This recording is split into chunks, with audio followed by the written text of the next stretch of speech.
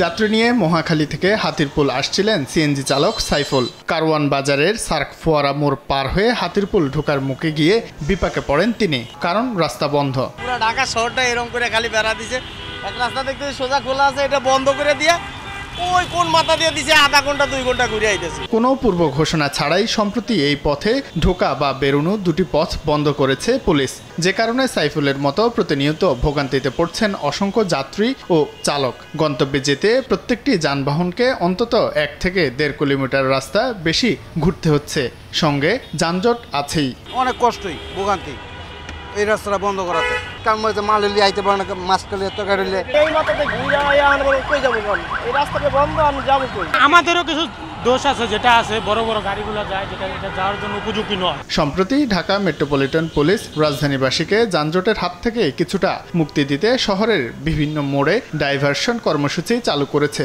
তবে বাস্তব চিত্র বলছে ভিন্ন কথা।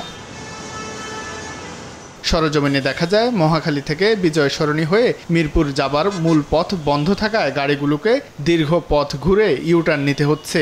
এতে উল্টো তৈরি হচ্ছে তীব্র যানজট। একই চিত্র দেখা গেছে ডাইভারশন চালু থাকা বাকি মোড়গুলোতে। ভুক্তভোগীদের অভিযোগ, বিকল্প রুট সম্পর্কে পর্যাপ্ত তথ্য না থাকায় এবং পূর্ব প্রস্তুতির ঘাটতিতে এই ডাইভারশন কার্যক্রম তাদের দৈনন্দিন চলাচলকে আরও কষ্টকর করে তুলছে। ইউটার্নটা বন্ধ করে দিয়ে ওদিকে দিয়ে আরও একটা ঝামেলা সৃষ্টি করছে। এই চত্বর বন্ধ করার জন্য ইউটার্নটা একটু ডিস্টেন্সে নিচ্ছে, তাতে আমার মনে হচ্ছে যে গাড়ির প্রেশার আরও বেড়ে যায়, আরও বেশি সময় লাগে, অনেক ঝামেলা জ্যাম হয়। এটা খোলা থাকলেই বেশি ভালো হয় আমাদের জন্য। এদিকে পুলিশ বলছে নগরবাসীর বৃহত্তর স্বার্থে পরীক্ষামূলকভাবে এইসব ডাইভারশন চালু করা হয়েছে। মূল উদ্দেশ্য হচ্ছে যানজটটা কমানো প্রথমত, দ্বিতীয়ত গাড়ির যে বর্তমান গতি সেটা আর একটু বৃদ্ধি করা এবং জনভোগান্তিটা কমানোর চেষ্টা। আর পরিবহন বিশেষজ্ঞের মতে ডাইভারশনের মাধ্যমে সমস্যা যদি এক জায়গা থেকে অন্য জায়গায় স্থানান্তর হয়, তাহলে এটা ফলপ্রসূ কিছু বয়ে আনবে না। ইউটার্নের জায়গা পর্যাপ্ত আছে কিনা এবং সেখানে কোনো গাড়ি দাঁড়িয়ে আছে কিনা এগুলোকে বিবেচনায় আনতে হবে। আদারওয়াইজ দেখা যাবে যে শুধুমাত্র সেটা এক জায়গার সমস্যা অন্য জায়গায় শিফটের মতো ব্যাপারটা হয়ে যাবে। সম্প্রতি রাজধানীর 40টি গুরুত্বপূর্ণ মোড়ে পরীক্ষামূলকভাবে ডাইভারশন চালু করার পর আবার নতুন করে আরও 29টি মোড়ে ডাইভারশন চালু করেছে ডিএমপি।